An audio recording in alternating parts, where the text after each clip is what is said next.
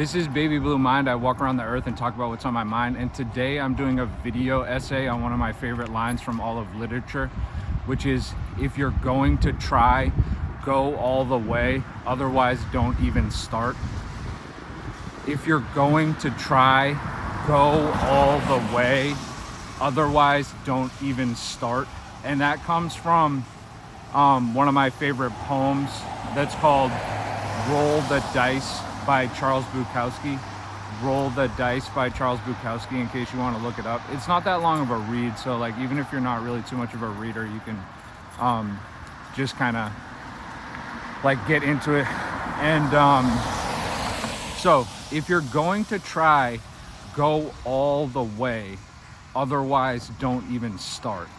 That's sort of a line that I try to keep in my head for various reasons, and a lot of them are more practical than you'd think, because that can sort of be kind of like that line, if you're going to try, go all the way, otherwise don't even start, as with virtually all great quotes that have any kind of like substrate of wisdom to them. They can be interpreted very narrowly and they can be interpreted very broadly simultaneously.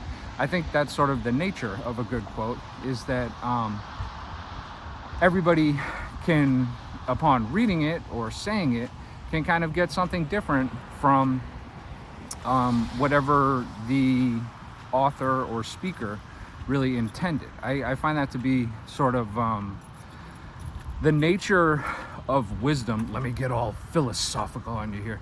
The nature of wisdom, especially when it's put in a very concise format like a quote, is that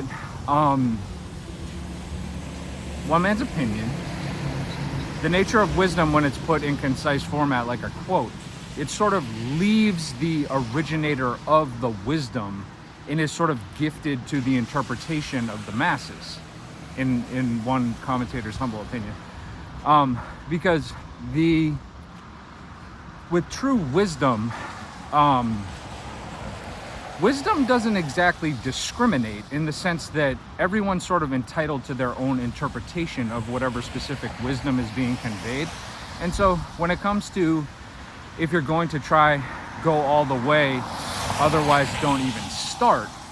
And I'm no like Bukowski expert, poetry expert, or, you know, any sort of like literary analysis expert, but there is an argument to be made for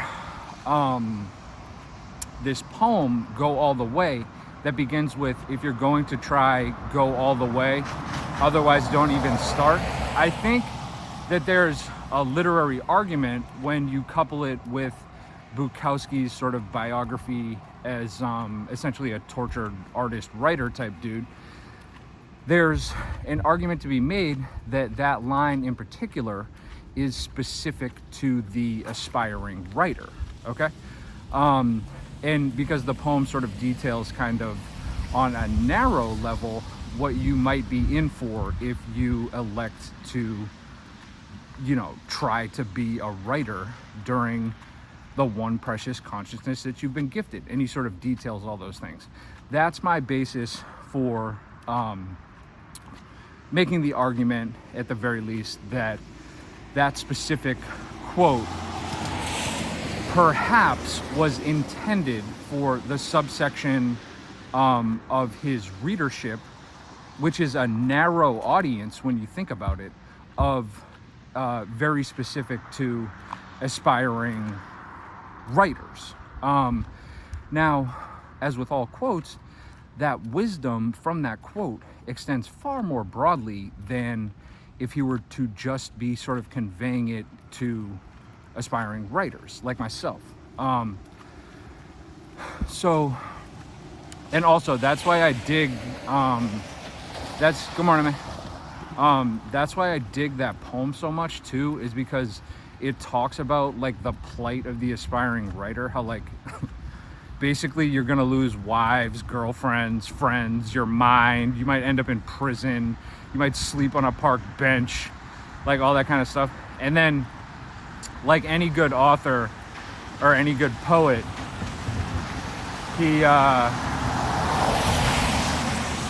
like any good poet or storyteller, he pays it off in the end.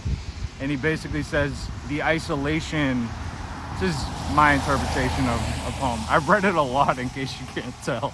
That doesn't necessarily make me an expert, but I'm just a son of a gun who's read this poem a lot. I've been practicing trying to recite it in its entirety for a video, but it's kind of tough because there's like tricky repetitions to it, but I'm working on it, so stay tuned on that one. But so, like any good poet, storyteller, he pays off all of the sort of personal tragedies and adversity that you're going to experience, like losing wives, girlfriends, friends, your mind, jobs, just sort of going through it. And then he says, essentially, and this is another line that you know is sort of near and dear to my heart if you've watched any of my other videos. He says isolation is the gift, and that all those other things, like the loss of your mind, girlfriends, friends, jobs, all that other kind of stuff, those are a test of your endurance. And I think that, on sort of a slightly more broad level, applies to any sort of artistic endeavor whatsoever. You're gonna sustain losses throughout the course of that. It's a question of, can you keep pushing through it?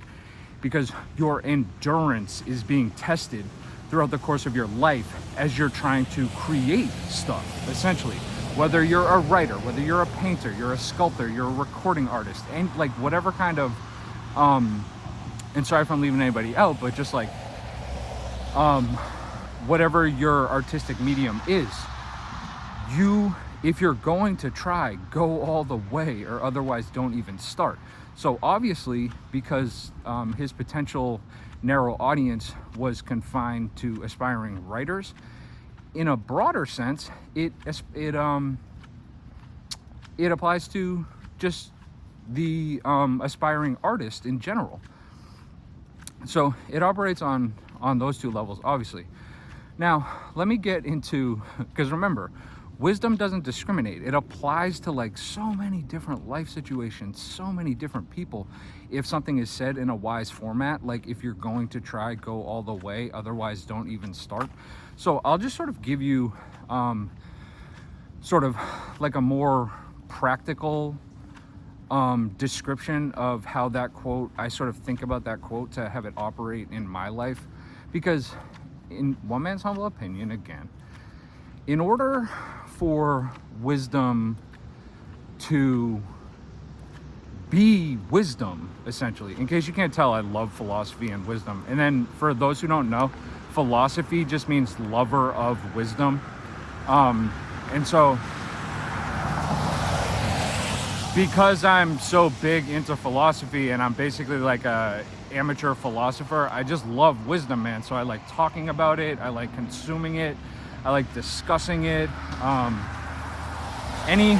Anything that involves wisdom, your boy is on that, you know what I'm saying? And I'm not saying I'm like no wise man or nothing like that, although I do have a couple little gray hairs coming in recently. I think that means my wisdom is growing, you know what I'm saying? Because I'm still in my 30s, but I have just a little bit. It's like, you probably can't see it in this light, but it's coming in like right here just a little bit. And I don't try to hide it or anything like that, because I know people are going to be like, oh, he's wise now. Look at, he came up. He came up in the wisdom game. Look at them white hairs on his chin. You know what I'm saying? And so what I'm going to do, because I only have like 3 or 4 of them right now, I'm just gonna shave all around them just so I have like a couple little spurts of white hair. And then people will be like, oh, he gets it. You know what I'm saying? But the haters will be like, now he's just showing off his wisdom because he shaved all the regular hairs off and he's just leaving like the little bit of wisdom stubble that he has left. But man, everybody has haters. You know what I'm saying? And even amateur philosophers have haters. But yeah, that's the plan. The plan, and yeah, you're sitting there and you're like, oh man, this amateur philosopher is so egocentric because he wants to display his wisdom through, you know, appearance or whatever. And what I'd say to you is that let me live my life. okay? I don't think it's egocentric, because I don't think wisdom is egocentric. It doesn't discriminate, and it's for the masses. And so would my wisdom stubble be, just in that fashion, for the masses, as opposed to for egocentric purposes. But remember, wisdom is full of dichotomy, okay? So the dichotomy with that is that my couple gray hairs that I'm gonna shave around, and I don't care really what it looks like, and especially it would be even better if it weren't uniform, like there were a couple on this side and then only like 1 or 2 on that side, because it would just keep everybody on their toes. And you know what they would say about me? Everyone would say this if I shaved my face like that. They'd be like, not only does this guy possess wisdom in his 30s, but he possesses a unique wisdom in his 30s. Just look at his wisdom stubble. It's not uniform in any fashion. And therefore, it means most likely, because this is how the dynamics of facial hair and mind work, my right side, or is probably backwards in your camera, whatever, this side, when this side is wiser than the other side, your wisdom stubble grows quicker on that side, as opposed to this side of my brain is less wise than the other one. This is literally how it works. Many doctors and philosophers have told me this. The imbalance in your wisdom stubble is a direct result of which side of your mind is presently wiser. You know how there's like 2 sides to the brain, and then they're connected by that little like brain bridge or whatever?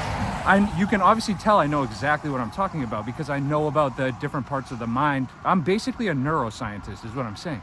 I'm like a philosophical neuroscientist at this point, just because I've talked to like one person on the internet who told me all this, you know?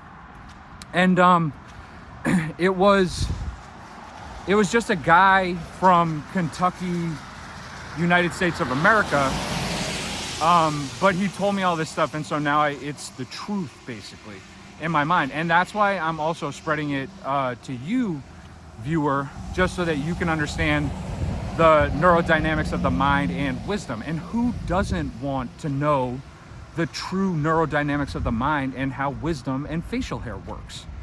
That's like, I don't know, that's something that I'm super interested in. And so the way that the neurodynamics of the mind and facial hair works is it depends on which side of your brain is more wise, and then it goes in like an alternating fashion. So this part of my brain is I wish you could see it. There's only like a couple, so it's tough.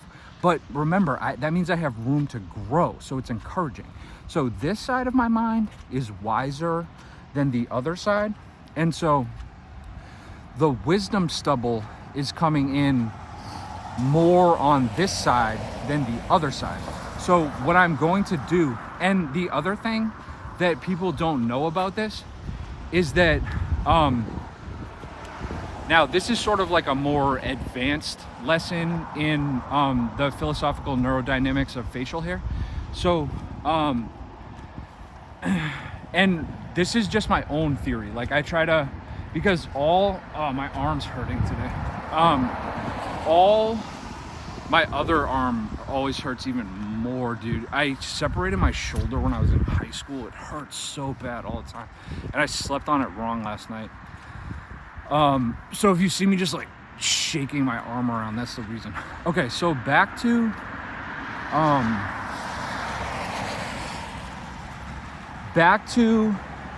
remember, this is just my theory, okay? This isn't it hasn't been like peer reviewed or had any sort of like independent verifications or anything like that. This is just coming from me, okay? This is coming from Baby Blue Mind, the guy who walks around and talks to himself wearing a visor. So, you know, I think to me that sort of puts me in, you know, a position of authority, but to you, you might disagree with that. And what I would say to you, if that's your position on me, is that why don't you just develop a more open mind, okay? Because it's not the source of the information that counts, it's the validity of the information itself. And what I'm about to present to you, in my humble opinion, is a pretty valid argument with respect to the neurophilosophical dynamics of male facial hair. okay? So this is the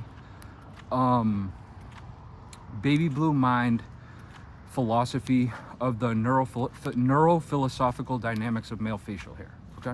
It goes as follows. So as we know, there's two sort of broad branches of philosophy, okay?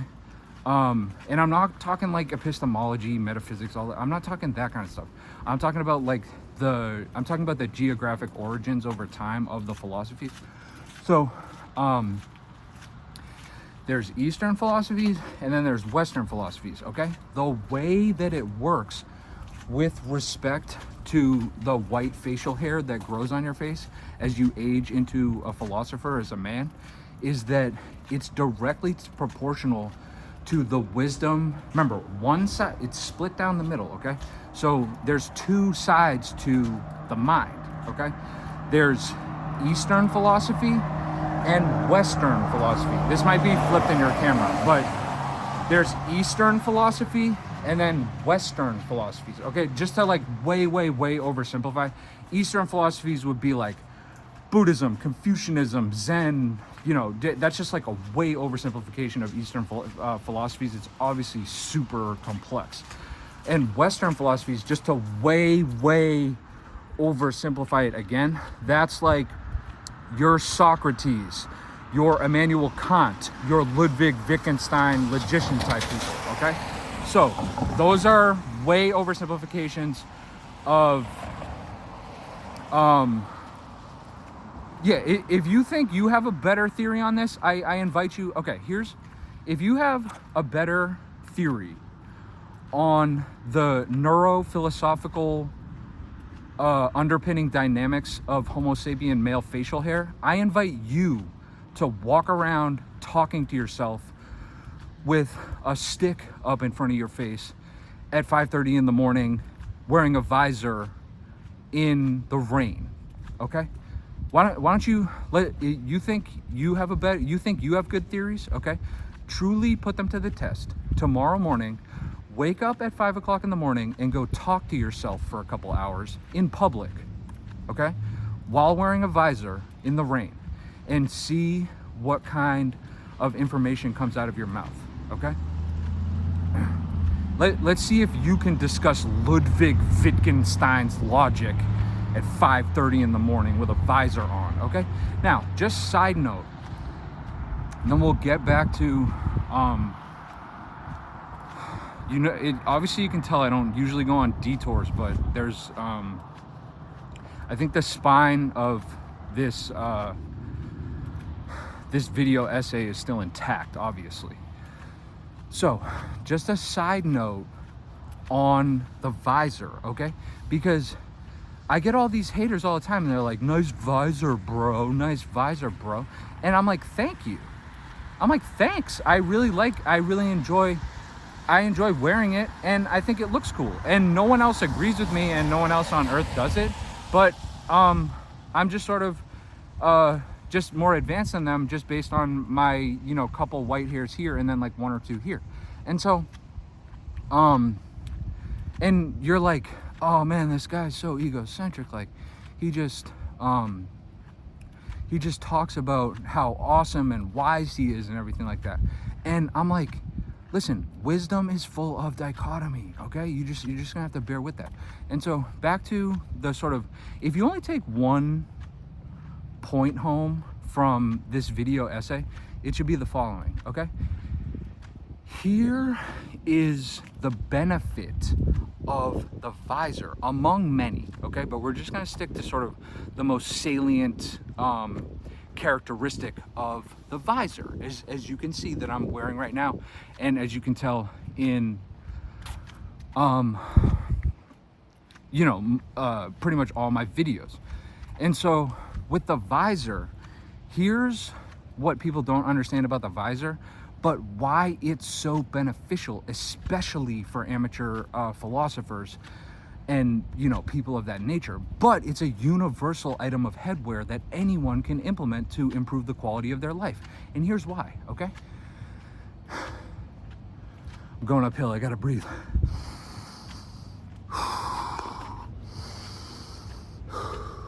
Yeah, you want to increase the difficulty on the exercise I issued you. Walk uphill. Back in my day, we walked both ways uphill discussing amateur philosophy.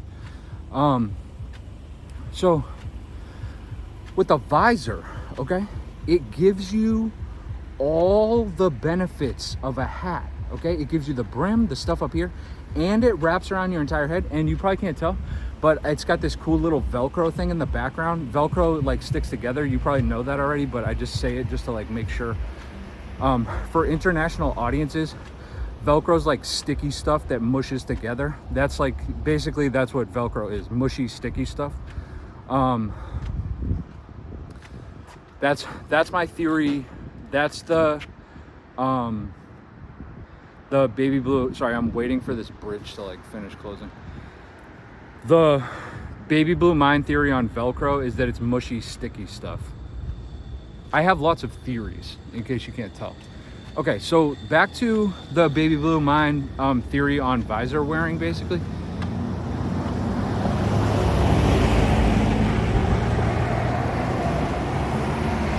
First point, okay? It has all the benefits of a hat, all the benefits of a hat. And the most critical point, and it lets your mind breathe. It lets your mind, look, my mind is breathing. It's been breathing the whole time because it's not confined in any fashion. I know I need a haircut, but my mind, the haircut's preventing me a little bit from the breath of my mind, but like, it's still breathing through that. Damn, I really need a haircut. I don't know what's going on here. Let me do a little manscaping. Just give me 1 sec. Tuck that. All right. There's no wisdom up there yet. I gotta work on it. I'm the only person in the history of mankind who wants to go gray. That's how dedicated to philosophy and wisdom I am. I want to go gray. Just so people are like, oh, damn, that guy's in his 30s. Look at how wise that guy is in his 30s. And I'll be like, yep, I'm graying. I'm gonna dye my hair gray. Well, no, that would sort of be like inauthentic wisdom, which, you know, that's sort of, you know, like most things in wisdom is a paradox. You can't have inauthentic wisdom. It's self-defeating as a proposition itself, as you obviously know that. I'm sure that's something you think about pretty frequently. So yeah, visor, just a summary recap, executive summary for more of like the business-oriented types. Visor affords you all the benefits of a hat, but it also lets your mind breathe. And okay, the reason why this is critical for philosophical analysis is because the more open your mind is, the better your philosophical analysis is gonna be. That's pretty self-evident in my opinion, okay? And so that's essentially how I came up with the neuro-philosophical theory on male facial hair, Homo sapien male facial hair. Because now, remember, Eastern philosophies, Confucius Buddhism, we're just gonna mix them all together, okay? Confucius Buddhism Zen, okay? That's Eastern philosophy. It's a gross oversimplification, but it's Zenfusionism Buddhahood, okay? That's Eastern. Western is Socratic Kantianstein, okay? So those are the two, that's how philosophy works, okay? Just to put it in a nutshell, because remember, any good philosophy has to have a modicum of simplicity. And so you have Zenfusionism Buddhahood, and you have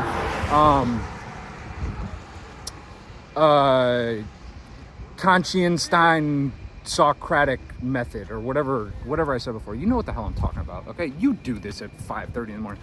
You engage in profound thought at 5:30 in the morning wearing a visor. Go do it tomorrow if you think you can. So those are the two fundamental schools of thought when it comes to philosophy: Eastern, Western, Eastern, Western. Now, the way that any good wisdom has to have a practical element to it, obviously, or else like it gets too abstract. Like all the kind of those whack ass Instagram things that you see that are like, love is truth. Truth is lovable. Or like, you know, all these things that are truisms but don't have any content within them.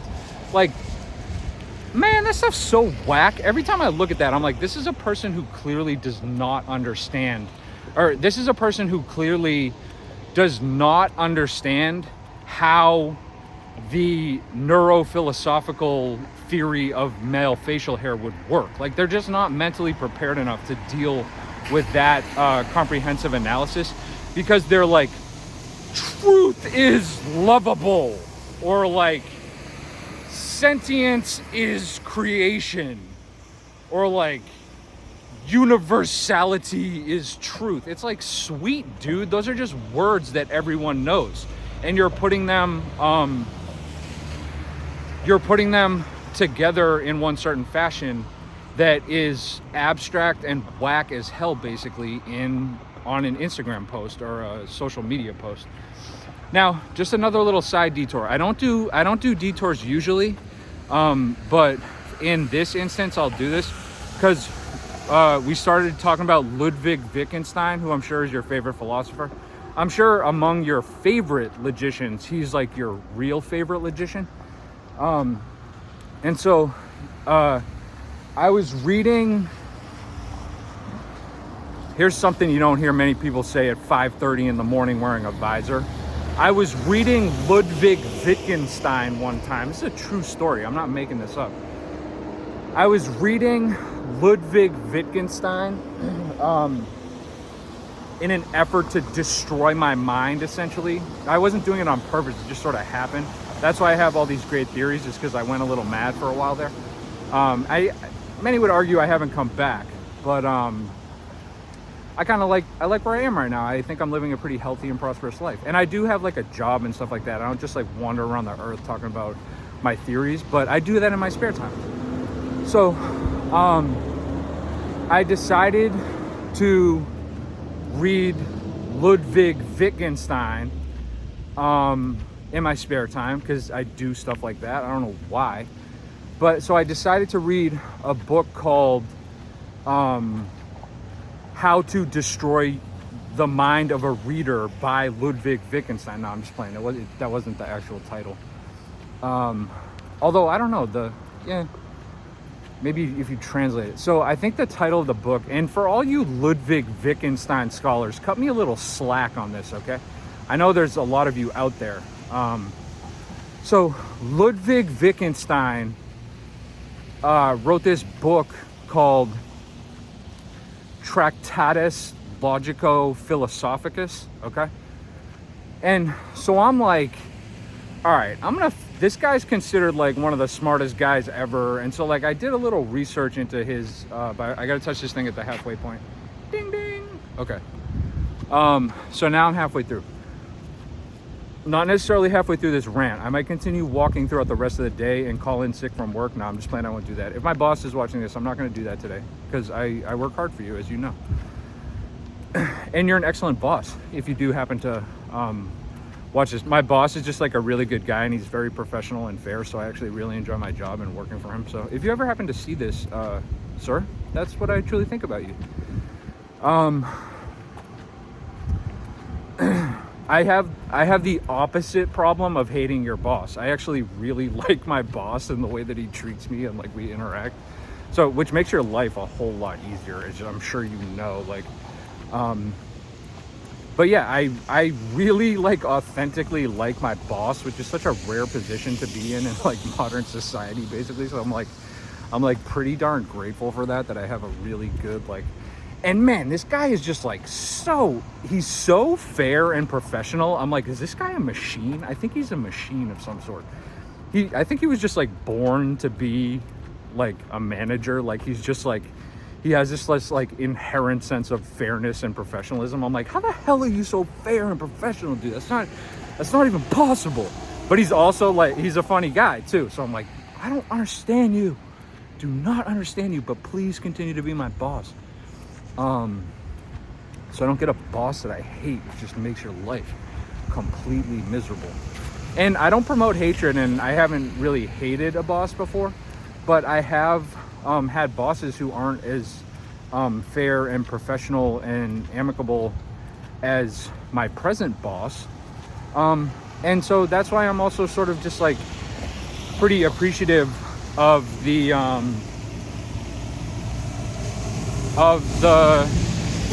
present dynamic I have at work, because it's pretty cool to have a boss who just like gets it, basically. And he's just like I'm trying to think. I don't think he has, well, he shaves. I can't tell if he has any gray hair, but if he were to grow out his beard, because he's clean shaven, if he were to let it grow out, probably all gray, like 100% gray. He's wise, fair, and professional. I'm like, damn it, how are you so wise, fair, and professional?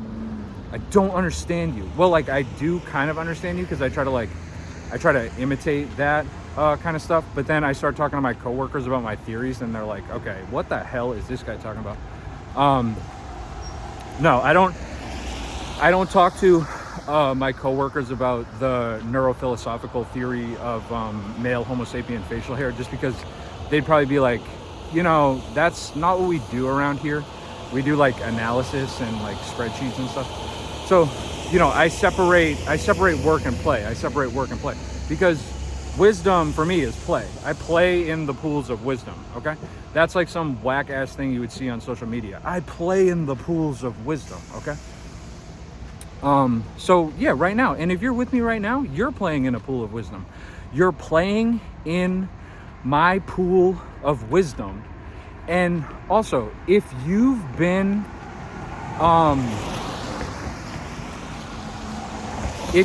playing in my pool of wisdom for the past basically 32 and a half minutes, you can also take solace in this fact, which is that now we're basically friends when you think about it. Because imagine if you had, think about it this way. Imagine if you had a 30-minute long conversation with someone in real life. You would consider that person a friend, obviously. Like, if you have a 30-minute consecutive conversation with someone, you're friends with them now, perhaps forever. You know, unless they betray you in some sort of sinister fashion, which can happen. No, I'm just playing. I'm not going to betray you in a sinister fashion. I'm your friend, and I'm a good friend, okay? And I operate in the best interest of my friends at all times.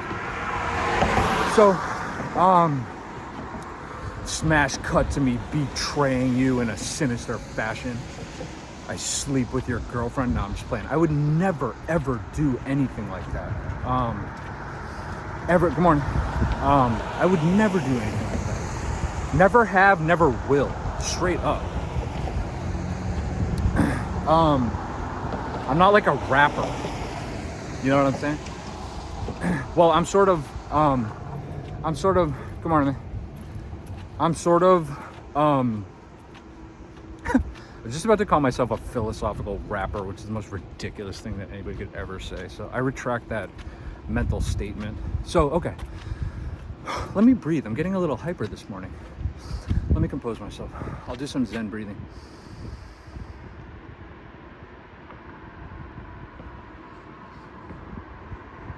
Do it with me. Do it with me.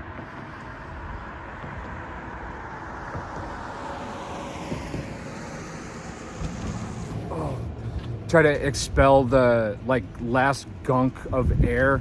There's a breathing technique, I forget what it's called, but it's in this book. It's in this book called Light on Life by this yoga master, BKS Iyengar, in case you want to check that out. I forget what it's called, but it's like this breathing technique where at the very end you like go so you like expel all the gunk out of like your, you know, mind, body, or however it works if you're like an enlightened yogi. And shout out to the yogis out there. I love yoga, straight up. I'm sure there's a lot of Sure, there's a lot of yogis who are still watching a guy in a visor talk about the friggin' facial hair sociological dynamic. No, it's not sociological, it's philosophical, okay? We're sticking to the topic. Now, as you can tell, I always stick to the topic. That's like my, fundamental characteristic of my being. So, with respect to the friendship stuff, here's how it operates, okay? We're now friends because you've had a 35.5-minute conversation with me. And here's the other thing about that. You might be sitting there right now and saying, you think, baby blue mind, that we've been having a conversation for almost 36 minutes. But in actuality, you've been giving a monologue / video essay throughout that 36-minute period, okay? And what I would say to you in response is, first, just sort of as like a preamble, can I live? Okay, can I live? And then second, which is the more sort of salient point of my response to you, is that if you've been watching me for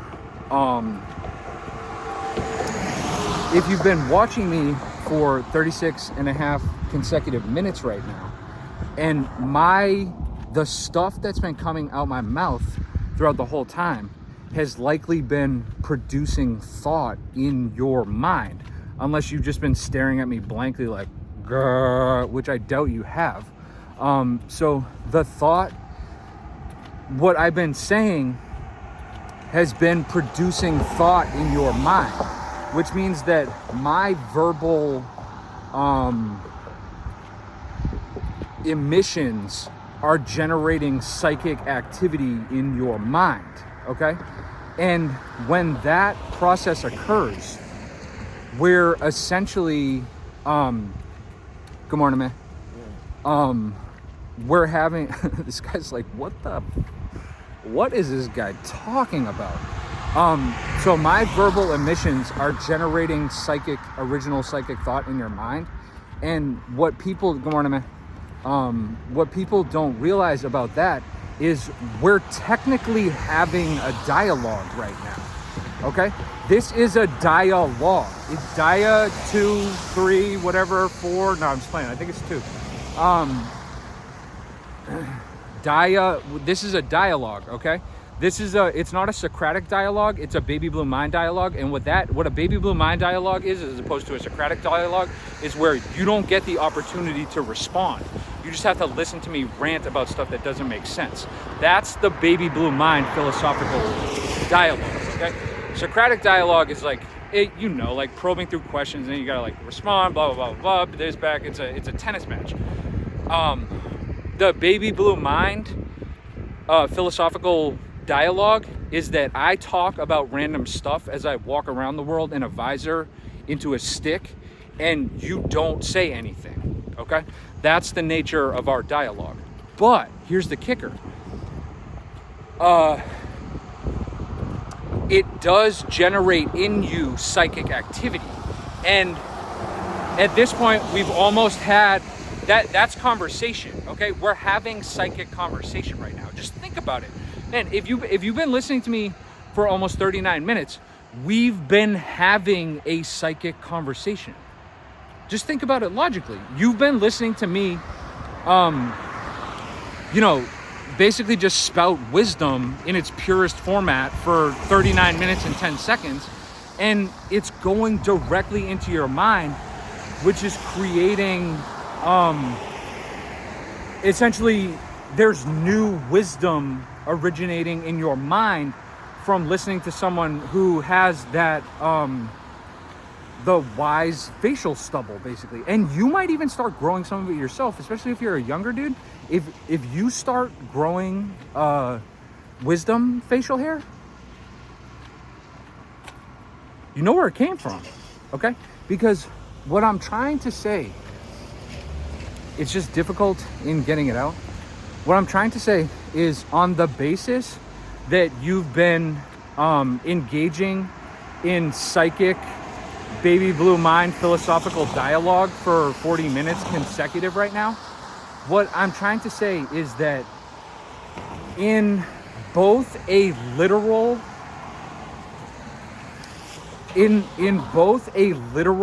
and metaphorical fashion, I exist in your mind.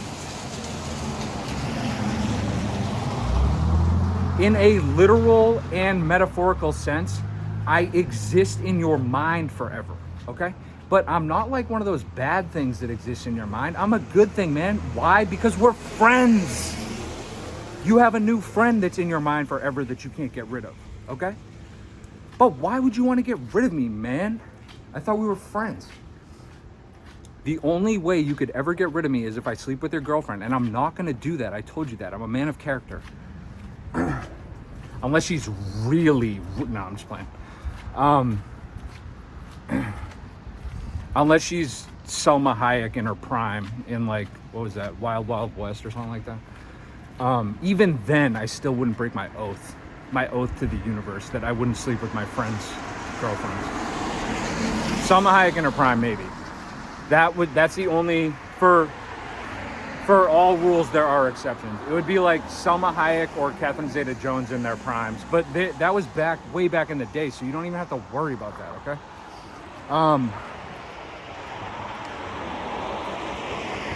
God, dog, they were on some different back in the day.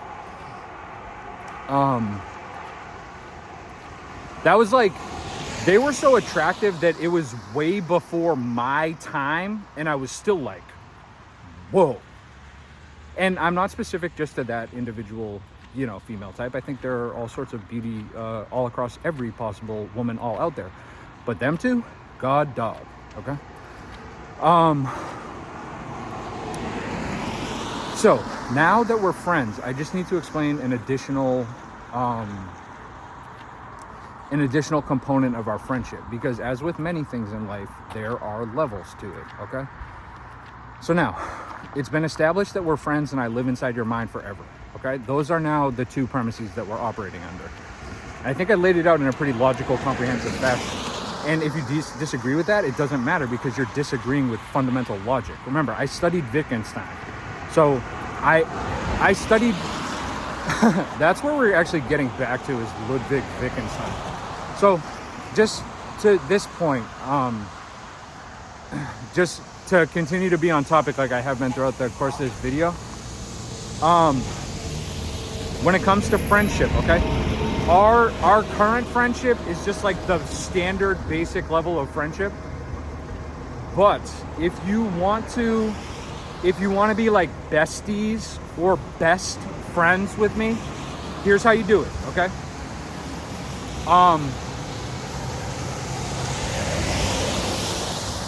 Bestie or best friend status requires one thing from you, okay? And it's not from me. This is a one-sided arrangement.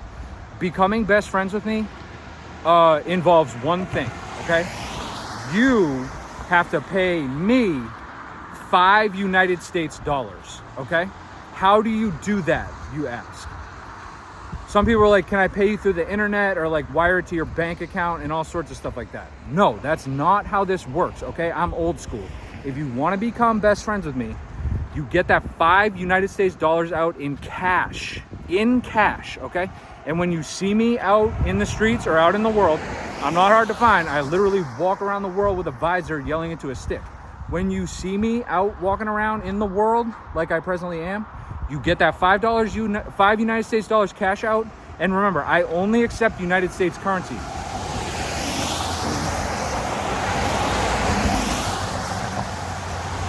I only accept the greenback, the United States dollar, because it is presently the world's reserve currency. So if any kind of like geopolitical stuff happens, I want to have my holdings safe, okay?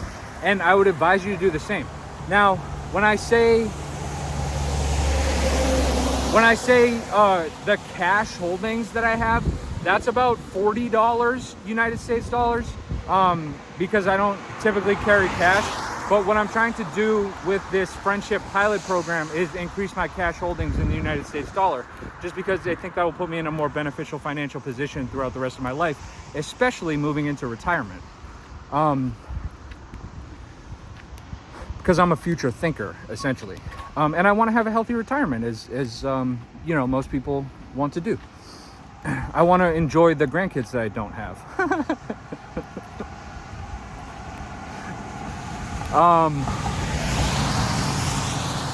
What the heck was I talking about? Oh yeah, get that $5. Get that $5 cash out. Okay.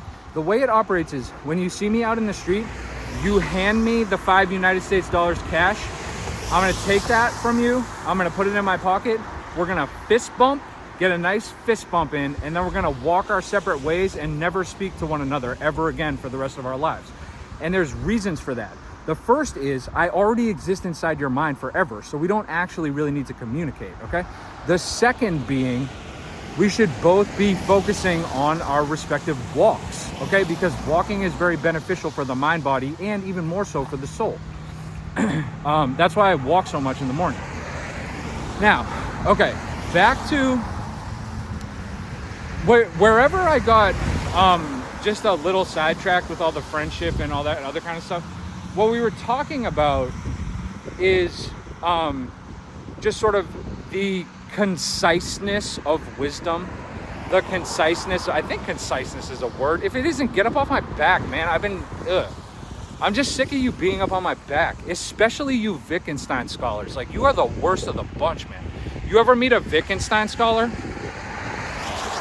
Ugh. Don't even get me started. I mean, they're just like, Wittgenstein scholars they're too logical. They just live in logic, because Wittgenstein was this great logician, and he was so logical and invented like all these, you know, logic, you know, theories and all this kind of stuff. And so Wittgenstein scholars are just like the worst people ever, man. And there's only like one of them, I think. But man, that guy's the worst, you know? He's the worst. I don't know his name, but that one Ludwig Wittgenstein scholar out there, man, you need to do a little introspection, man, because you live in too rigid of a world through all of your logic. You sort of need to bring a little more abstraction, a little more sort of mental movement to your mind, so that you're not so stifled by the logic that you're such an expert in. You dig? Plot twist. I'm talking to myself. I'm the only Ludwig Wittgenstein scholar. No, I'm just playing. That would be a cool plot twist, though.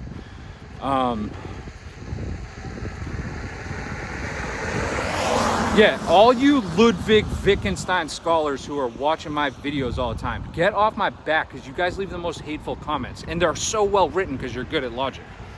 So, you know, cut it out. Get off my back and let me live, straight up. Oh, my shoulder is killing me. Okay, so back to Wittgenstein. I don't even know if I'm pronouncing that correctly. I think it's Wittgenstein. I heard it looks like Wittgenstein because it starts with a W, Wittgenstein. But I heard some cool guy call it Wittgenstein, and I was just like, I'm saying it that way forever, no matter what. And also, it sounds way cooler just to say Ludwig Wittgenstein. Ludwig Wittgenstein. Say that in the mirror 10 times fast and you become 100% more logical. That's literally how it works. And I've done it 3 times, so I'm 300% more logical than I would be. Just to, you know, secrets of the trade. Secrets of the philosophical trade. Ludwig Wittgenstein, Ludwig Wittgenstein, Wittgenstein. It compounds. Like interest. Like compound interest operates in retirement accounts. You guys know how it works, all right? So, Ludwig Wittgenstein writes this book that's intended to destroy minds, essentially, and it's called Tractatus Logico-Philosophicus. Tractatus Logico-Philosophicus. I think that's it. I might be mixing up like what the words are or whatever. What that's translated to from, I think that's Latin, but what that translates to in English, which is my native language, it translates from Latin, which is Tractatus Logico-Philosophicus, and it translates into English as a book that will forever destroy your mind and make you a different person for the rest of your life, because your brain no longer functions in the fashion that it previously did, and now you'll reconsider your entire life, and you'll never, ever, ever have the same brain that you did prior to attempting to read this book. And there's also no chance, this is the title, there's also no chance that you'll even be able to come close to finishing it or comprehending any of it, especially because even getting through the first page will be such a difficult thing to read that it will make you question all of your life choices and make you just getting through the first page will make you question if you even have the ability to read whatsoever. And so that's what it translates to from Latin to English. And so I started reading that book, and there's a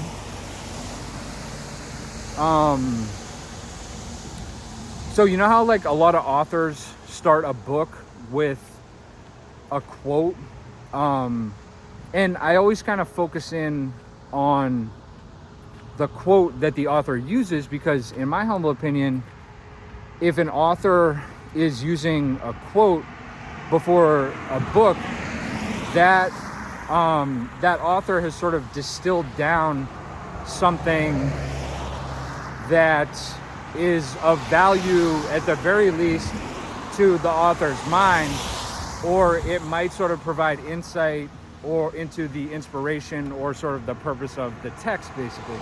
And so I was reading Ludwig Wittgenstein, and on the page that comes before, this was at least in my copy, I don't know if this is like permanent or like widespread use, but the copy that I had, there was a quote, that he selected. And if any of this is wrong, you Wittgenstein scholars, I don't care, because this is how it actually occurred in my own life, so just deal with it.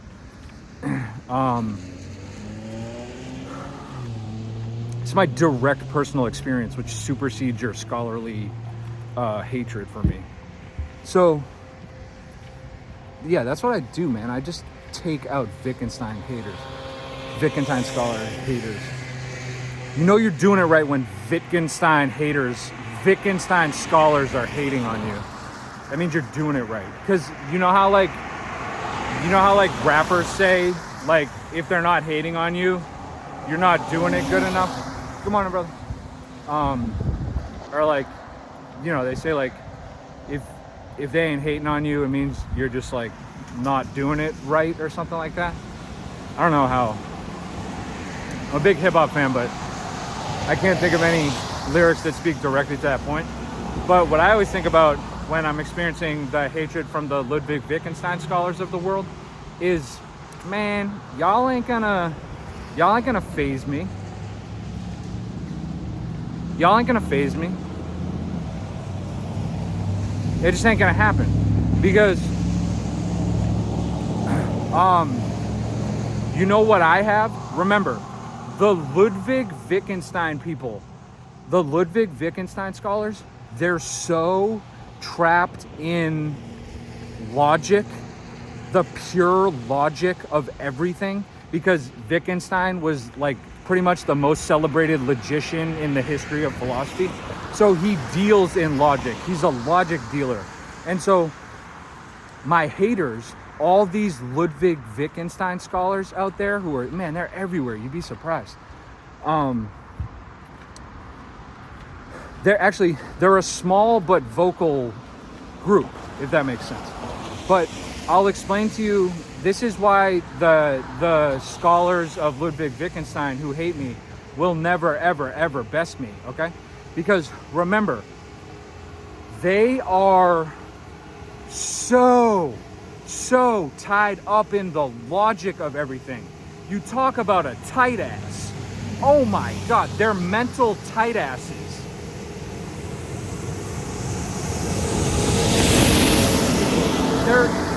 They're mental tight asses, these Ludwig Wittgenstein scholars. And so everything, oh, that's not logical. That's a logical fallacy. That's a logical fallacy. That's ad hominem. That's straw man. That's not how that principle operates. That's not how this premise doesn't, these two premises don't flow to this logical conclusion, blah, blah, like all that, like mental tight ass stuff.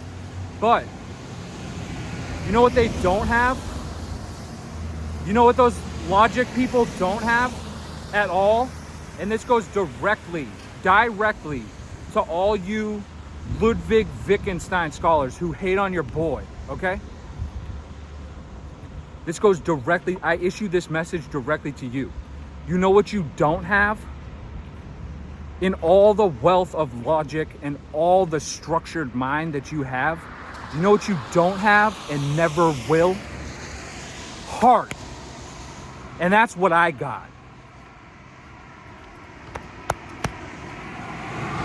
You got no heart.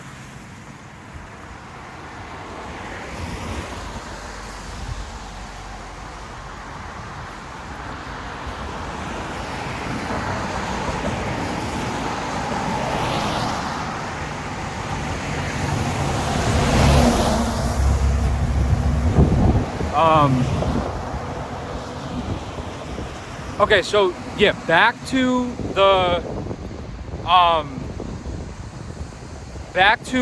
neurophilosophical theory of the wires getting crossed to create white hair on Homo sapien facial hair. Just last thing on that.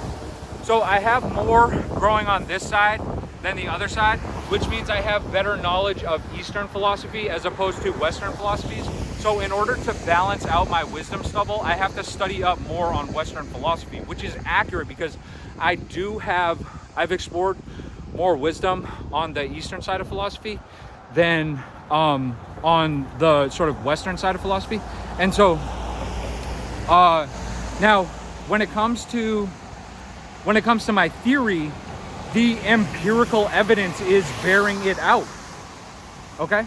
So the empirical evidence is bearing it out. Good morning, brother. You have a good day, okay? So when it comes to my neurophilosophical theory, the empirical evidence is bearing it out. I'm more studied in Eastern. For the philosophers out there, this is an empiricist argument, okay?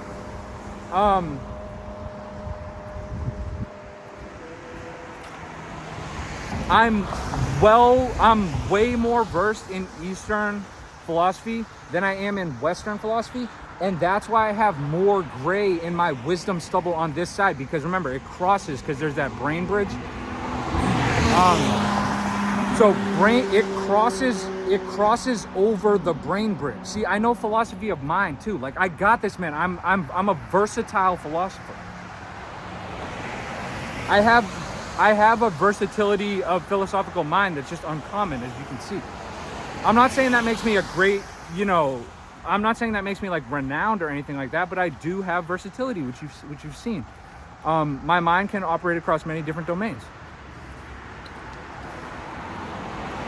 which I think is sort of like the key to life, is versatility of mind, so that you can, sort of be agile in thought and agile in movement too. Like, I'm quick in movement and thought, so you don't really know, like, I'm unpredictable, is what I'm saying. Because remember, I'm agile in motion, like I'm quick.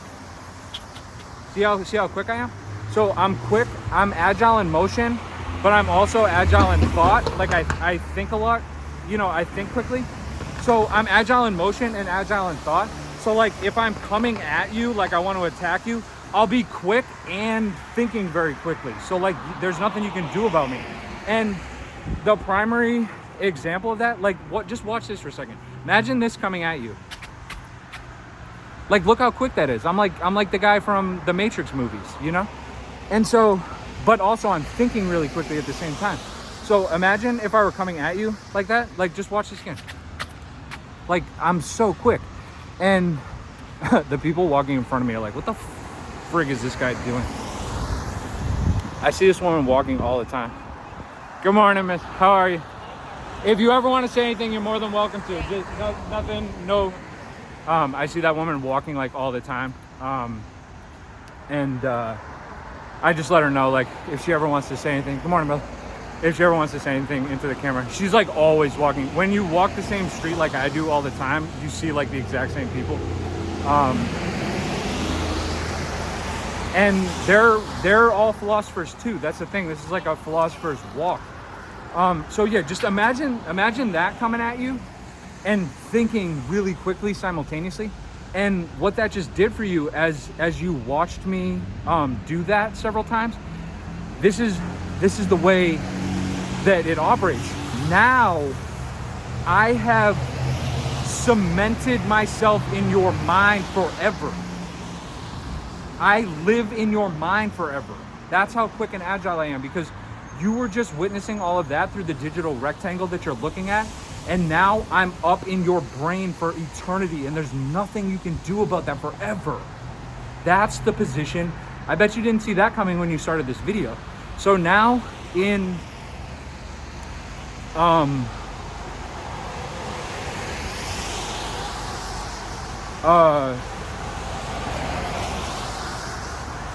yeah, I exist in your mind forever, and there's nothing you can do about it.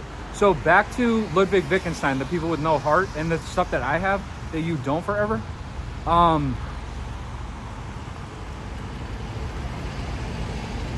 The quote that Ludwig Wittgenstein chose for his book, remember, we're talking about the conciseness of wisdom. That's the whole purpose of this. The conciseness of wisdom is sort of the subchapter that we're in of this video essay. So conciseness of wisdom, the quote that Ludwig Wittgenstein chose for to use at the beginning of Tractatus Logico Philosophicus. I won't say the English translation again, but the quote that he chose, it was in, I think, German or like Danish or I don't know, some language that I'm just definitely not familiar with. And so I typed it into the internet to translate it because I was like, I want to figure out what Ludwig Wittgenstein chose for a quote before he attempts to destroy my mind forever. And what the quote was in German, I hope I can do it justice right here. But remember, we're talking about the conciseness of wisdom. And so this is just what I recall from the quote that was in like German or Danish or whatever. It said, I think this was it. If it can be said, it can be said in 3 words or less. If it can be said, it can be said in 3 words or less. Now, that sort of said to me, I'm not going to go on some sort of like, you know, Wittgenstein analysis or anything like that, because I let my haters do that, the ones with no heart. And if there's any Wittgenstein scholars who didn't read that quote, I just sunned you, okay? You're my child now. You're like a 5th grader. I'm your teacher forever, okay? If you're a Wittgenstein scholar and I know that quote and you didn't, you're my child forever. I children my haters. Man, everybody's looking at me funny this morning. That's what's occurring. Good morning, guys. That's definitely what's occurring presently, is me yelling to myself at 6 o'clock in the morning for an hour in public. And so if it can be said in 3 words or less, okay? And so what I'm going to do just to end this video, and maybe I'll do a part 2 to just sort of get back to, all right, let me just try and wrap this up. The whole beginning of this video was, if you're going to try, go all the way, otherwise don't even start, okay? I went all the way against my haters today, okay? I went all the way into a topic about friendship. I went all the way into the neurophilosophical, the baby blue mind neurophilosophical theory on male Homo sapien facial hair. I went all the way when it came to, thank you, sir. I went all the way this morning, okay? Because if you're going to try, go all the way, otherwise don't even start, okay? Now, I knew at the beginning of this, the otherwise don't even start, and that's why I elected to go all the way. So I went all the way this morning. And I would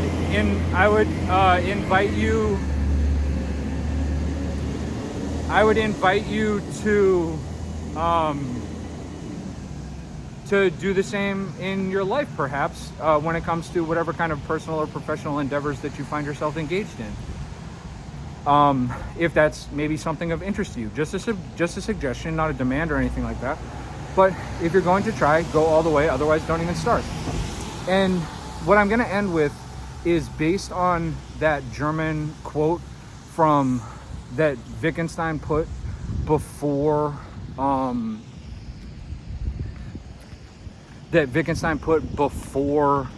Tractatus Logico-Philosophicus, which is that if it can be said,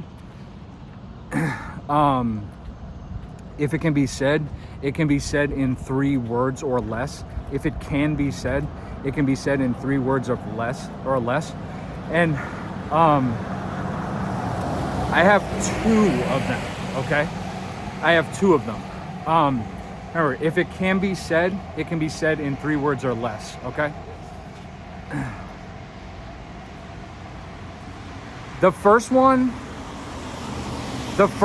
is like 3.5. So just cut me a little slack on the first one, because it's 3.5 as opposed to 3. So you'll have to cut me a little slack when it comes to the first general proposition. Okay. First general proposition. So my modification of the quote will be, if it can be said, it can be said in 3.5 words or less. Okay, that's the Baby Blue Mind reinterpretation of the quote of Ludwig Wittgenstein's Tractatus Logico-Philosophicus. I do original thought on this channel. Okay, so if it can be said in 3.5 words or less. Now, here are my 3.5 or less. I'll leave you with 2 statements so that I can close this video and truly begin my day, because I'm getting tired of speaking to you guys. All right. First statement, 3.5 words or less. First statement, I'm your friend. I'm your friend. Okay? I'm your friend. All right? That's statement number 1. Okay? Second statement, and then I'm going to join them together to sort of provide you with just a universal truth. Okay? A universal truth that will endure through eternity. Okay? Second one. Actually, no. I did the first one that has 3.5 words. Now I'll just include the other fundamental truth, which is 3 words. Okay? And just make it into 6.5 words total. But remember, it's broken up into the 2 subcomponents of truth that are eternal. Because that's how logic works. All right? Now, I'm your friend in your mind. I'm your friend in your mind. You don't even know if I'm real or not at this point. Am I an imaginary friend? Think about that. Are you hallucinating right now? Are you hallucinating right now? Look around. Make sure you're still with the program. I might not even be a real person. And this goes for anybody who's high right now. Now you really have to question it. If you're intoxicated while you're watching this video, am I real?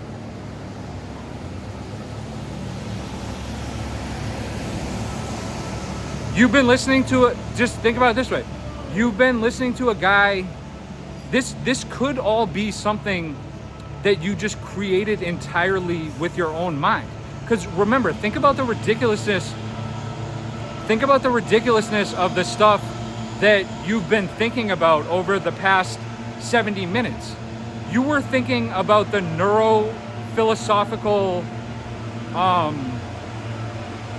neurophilosophical dynamics of Homo sapien male facial hair. That was you. You were thinking about that. Sorry, there's leaf blowers here. I just gotta walk by. Are they real? Is any of this real?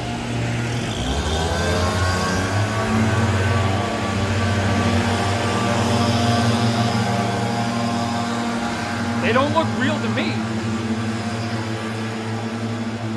Is sound real? What is sound?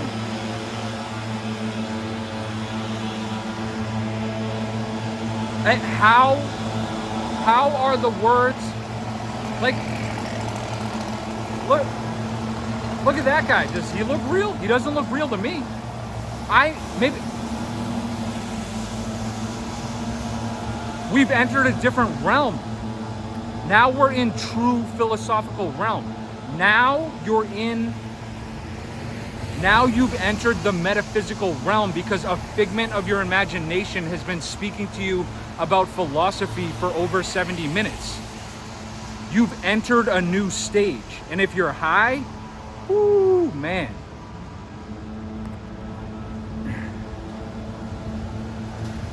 If you're high watching this right now, just think about this.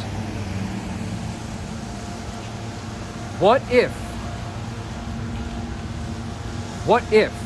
in addition to this not being real, I'm also an alien? Think about it. How would I know this much about philosophy? And why do I call it the neurophilosophical theory of male Homo sapien facial hair? I let it slip a little bit because I classify different species from what I am. Just something to ponder. Because right now, remember, this video took a couple twists for you, okay? So hang in there, breathe. Let's breathe together.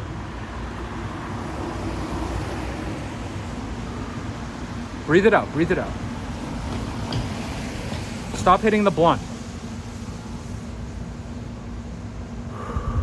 Okay, put the blunt down. It's not helping you right now, okay?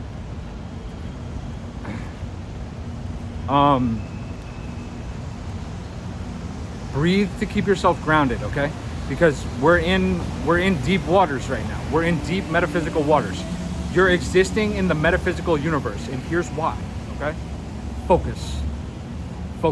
Stay grounded, stay concrete. In the metaphysical waters, logic is your primary ally. So we're gonna have to enlist the spirit of Ludwig Wittgenstein to make it through the metaphysical waters, okay? Big shout out to Ludwig Wittgenstein, okay? Not his scholars, because you've got no heart, okay? And you know what?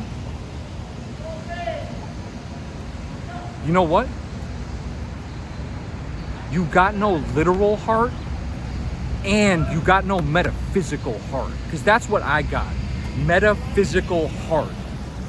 Straight up, okay? That's what I do. And I'll get into the baby blue mind theory on metaphysical heart in a later video. But now, just remember, you're in deep metaphysical waters. So breathe, put the blunt down, and focus, okay? Here's how we're gonna make it through this, all right? We're gonna take it back to the beginning here, okay? We're gonna take it back to the beginning, and now remember, you've been listening to me for long enough where it's established that not only are you listening to the words coming out of my mouth, but I exist in your mind forever, okay? With that said, remember, you have a benevolent friend in your mind, not some sort of like evil something. So you can breathe easy because I'm with you, okay? I'm with you in these metaphysical waters. I'm like a Sherpa, okay? I'm like a Tibetan Sherpa. If you're trying to scale Everest, you need like a guide. I'll be your guide in these deep metaphysical waters and sort of help guide the ship enlisting the spirit and logic of Ludwig Wittgenstein, okay? We're gonna take it back though first. Descartes, okay? I think it's Descartes. Descartes said, I think, therefore I am. He knew the Wittgenstein quote methodology. I think, period, 2 words. Therefore I am, 3 words. If it can be said, it can be said in 3 words or less. In 2 sentences, he kept it to 5. That's pretty concise wisdom, okay?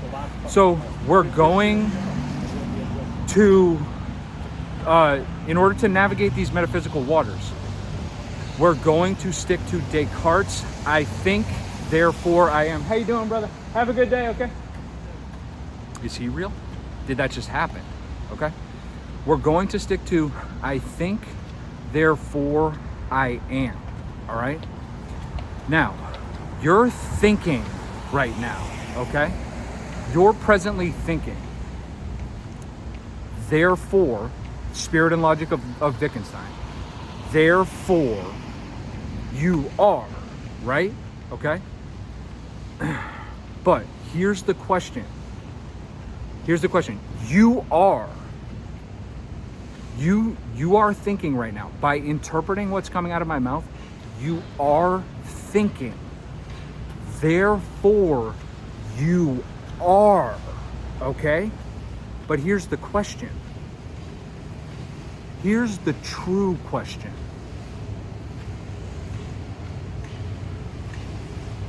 When are you?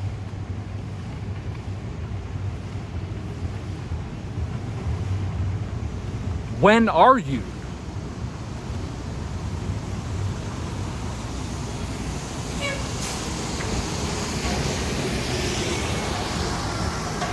Think about it. When are you?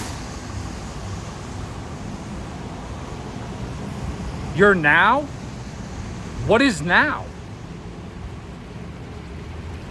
When are you? I am now? What is now? Now is now? Now you've said another truism that has no content. Now is now? That's your fundamental conclusion of metaphysical philosophy? Now is now? When are you? Is any of this real? And when is it now? Oh, it's early 2026 in United States of America. How do I know that? Well, people have been telling me for a long time that's when it is. Yeah, but that's just because like people agreed on some kind of time format. I had nothing to do with that. You just tell me what time it is all the time. I don't know what time it is. And the other thing about that, when you think about it, it's always now. It's always now. When is now? Now is now, and it's always now. Now is always. Time is now always. Always is time now. Time equals time, now equals now. Time is now, now is time. When is when? Right now. Now is now, time is time. Time is now, now is time.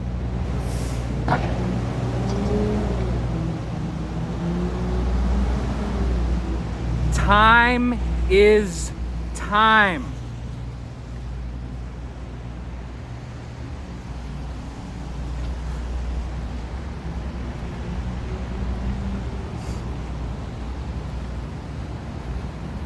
Time is time. The question is hold on, I gotta wait until this guy who's going to work and probably about to do some analysis. When I'm not talking about this, I literally am like that guy. I'm going to do analysis right now. That's what my actual vocation is.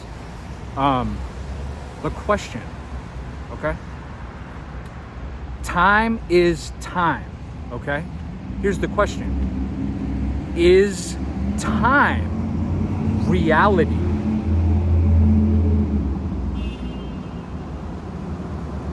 Is time reality? Okay?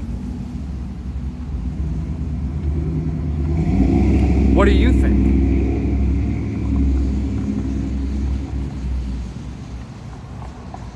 What do you think? This is Baby Blue Mind. Baby blue, like the color, my favorite color that I named the channel after, and mind, like the thing that's in the deep psychological waters and making you question whether you're a real person for the rest of your entire existence, your one precious consciousness. I did none of this to harm you. Remember, we're friends. Okay? Just wanted to open your mind. And also, just remember, if you want to ponder these questions in a more sort of efficient format, you get a visor because it lets your mind breathe. Okay? Right here. You have a wonderful day. I wish you all the best in your personal endeavors.